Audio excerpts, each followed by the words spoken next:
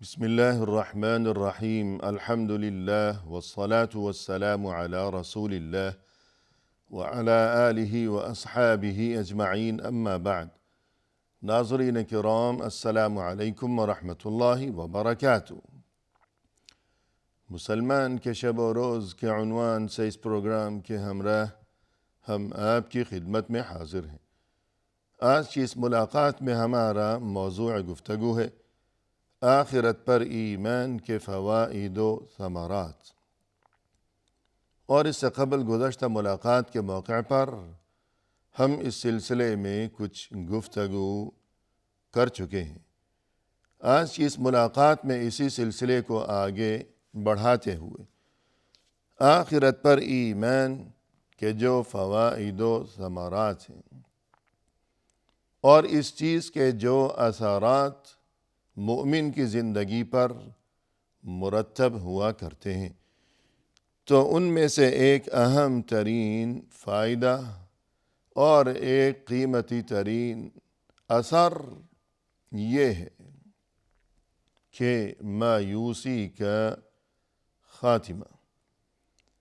یعنی دنیا کی زندگی میں انسان بسا اوقات اس قسم کی صورتحال دیکھا کرتا ہے اپنی نگاہوں سے کہ بہت سے ظالم و جابر قسم کے افراد جو کہ دنیا میں معاشرے میں ظلم و زیادتی کا بازار گرم کیے رکھتے ہیں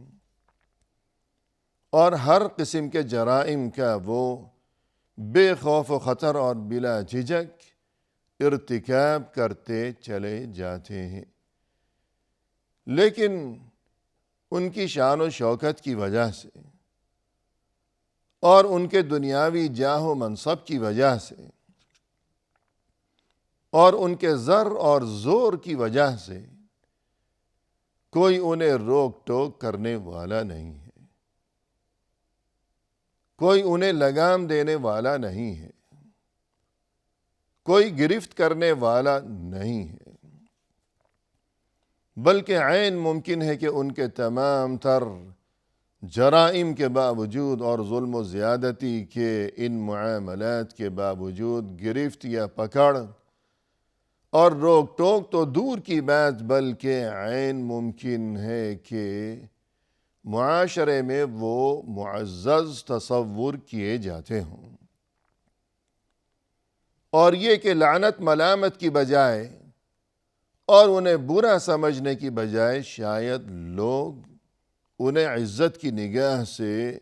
دیکھا کرتے ہوں اور ان کی قصیدہ خوانی کی جاتی ہو، حالانکہ سبھی جانتے ہیں کہ یہ مجرم ہے، سبھی جانتے ہیں کہ یہ ظالم ہے، یہ جابر ہے، سبھی جانتے ہیں کہ یہ بدترین انسان ہے، اور یہ کہ اس نے شرافت کا اور عزت کا یہ جھوٹا لبادہ اوڑھ رکھا ہے، جبکہ ان کے مقابلے میں یہ مجبور اور یہ سسکتی ہوئی انسانیت، یہ مظلوم اور مجبور قسم کے لوگ یہ بس ہمیشہ سسکتے ہی رہ جاتے ہیں، یہ کچھ نہیں کر سکتے، یہ ان کے مقابلے میں اپنا دفاع نہیں کر سکتے، یہ اپنی حفاظت کے لیے کچھ بھی تو نہیں کر سکتے، حالانکہ یہ متقی ہیں، یہ پرہیزگار ہیں، یہ شریف قسم کے لوگ ہیں، یہ اللہ کی عبادت کرنے والے اور یہ کہ اللہ کے دین پر چلنے والے یہ لوگ، لیکن اپنی تمام تر امانت و دیانت کے باوجود اور اپنی تمام تر عبادت گزاری کے باوجود یہ دنیا میں مجبور ہیں، یہ دنیا میں مظلوم ہیں اور بے بس ہیں،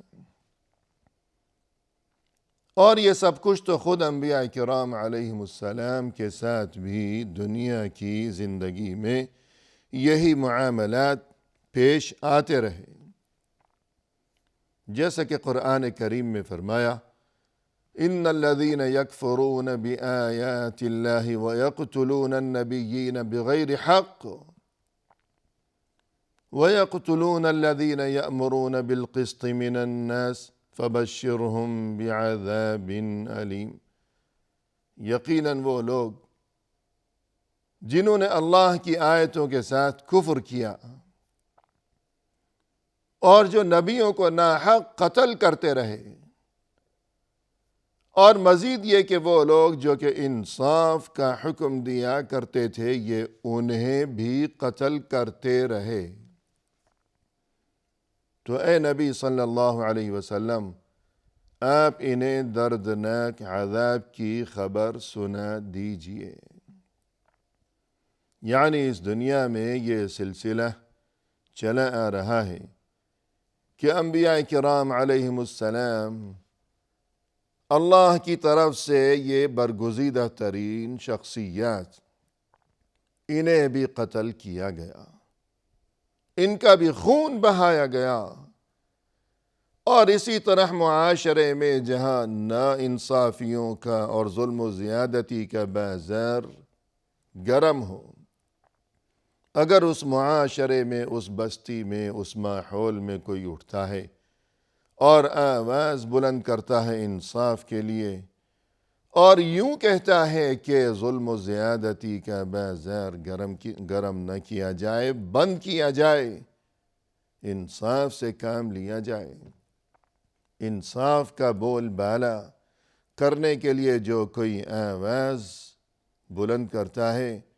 تو پھر اس آواز کو بھی دبا دیا گیا، اسے بھی قتل کر دیا گیا۔ وَيَقْتُلُونَ الَّذِينَ يَأْمُرُونَ بِالْقِسْطِ مِنَ النَّاسِ، لوگوں میں سے جو کوئی انصاف کا حکم دیتا ہو اسے بھی یہ قتل کر دیا کرتے ہیں۔ تو یہ معاملہ دنیا کی زندگی میں انسان اپنی آنکھوں سے اس قسم کے مناظر کا مشاہدہ کیا کرتا ہے، تو پھر کیا یہ معاملہ اسی طرح چلتا رہے گا؟ کیا ظلم و زیادتی کا یہ بازار کبھی رکنے والا نہیں ہے؟ کیا ناانصافیوں کے یہ سلسلے اسی طرح جاری رہیں گے؟ تو پھر یہ شرافت اور یہ ایمانداری اور یہ تقوی اور پرہیزگاری، یہ امانت و دیانت کا یہ سبق،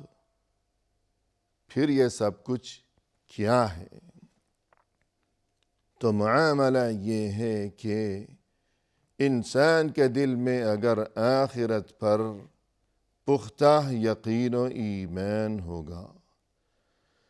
تو پھر اس قسم کی صورتحال میں اور اس قسم کے ماحول میں کہ جب انسان اپنی آنکھوں سے یہ سب کچھ جیتے جاگتے دیکھ رہا ہو کہ ایک طرف ہے ظالم و جابر اور دوسری جانب ہے وہ مظلوم اور مجبور و بے بس، اور یہ ظالم و جابر یہ برے ہیں، یہ اللہ کے نافرمان ہیں، جبکہ وہ مظلوم و مجبور وہ اللہ کے نیک بندے ہیں، عبادت گزار ہیں، تہجد گزار ہیں۔ تو پھر معاملہ یہ ہے کہ آخرت پر ایمان کو تازہ اگر رکھا جائے گا تو پھر پریشانی کی بجائے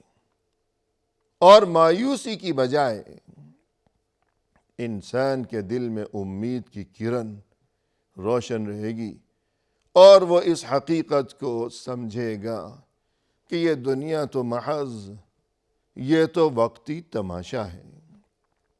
یہ تو آزمائش کی جگہ ہے،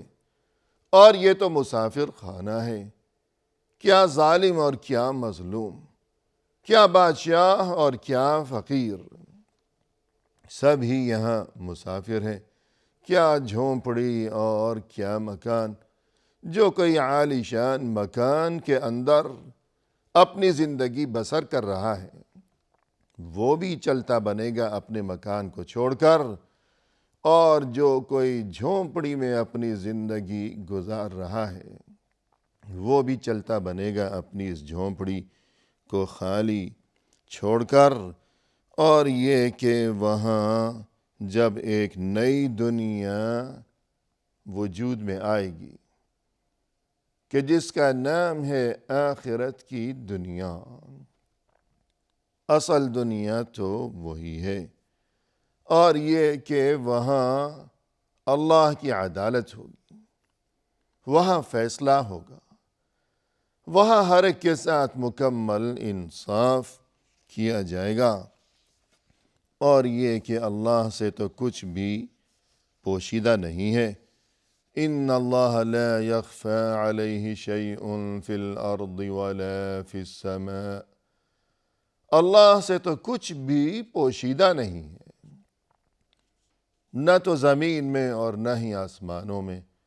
کوئی ایسی چیز نہیں ہے زمین میں یا آسمان میں کہ جو اللہ سے مخفی ہو، اللہ سے پوشیدہ ہو۔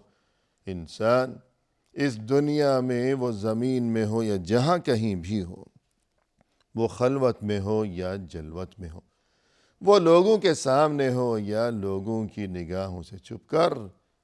اچھا یا برا، جو بھی عمل انجام دے رہا ہو، اللہ سے کچھ بھی چھپا ہوا نہیں ہے، پوشیدہ نہیں ہے۔ اور فرمایا قرآن کریم میں، احصاہ اللہ ونسوہ، اللہ نے تو سبھی کچھ گن گن کر رکھا ہوا ہے، شمار کر کے رکھا ہوا ہے، حالانکہ لوگ اسے بھلا چکے ہیں، لوگ بھول گئے۔ انسان اس بات کو بھول چکا ہے کہ میں نے زندگی میں کب، کہاں، کس دن، کس وقت، کس جگہ، کس مقام پر میں نے کیا کام انجام دیا، کب میں نے کون سا اچھا کام کیا، اور کب میں نے کسی برائی کا ارتکاب کیا۔ اور یہ کہ ظلم و زیادتی کے جو معاملات ہیں بالخصوص، کہ جو اس دنیا کی زندگی میں مظلوم انسان کے لیے مایوسی کا سبب بنا کرتے ہیں، تو پھر آخرت پر ایمان کے جو ثمرات ہیں، تو اس تعلق سے اس بات کو یوں سمجھنا چاہیے کہ اللہ کا یہ جو ارشاد ہے کہ احصاہ اللہ ونسوہ، وہ تو بھول گئے۔ ظالم شاید بھول چکا ہو کہ میں نے اس دنیا کی زندگی میں کہاں ظلم کیا، کس پر، کیسے کیسے میں نے ظلم کے پہاڑ توڑے، میں نے کب اور کہاں کس کا حق دبایا، اور یہ کہ کس کے ساتھ میں نے زیادتی کا ارتکاب کیا، اور یہ کہ میں نے کب اور کہاں کس کا دل دکھایا، کس کو دھوکہ دیا۔ ظالم شاید اس بات کو بھول چکا ہو، بلکہ اس سے بھی بڑھ کر یہ کہ شاید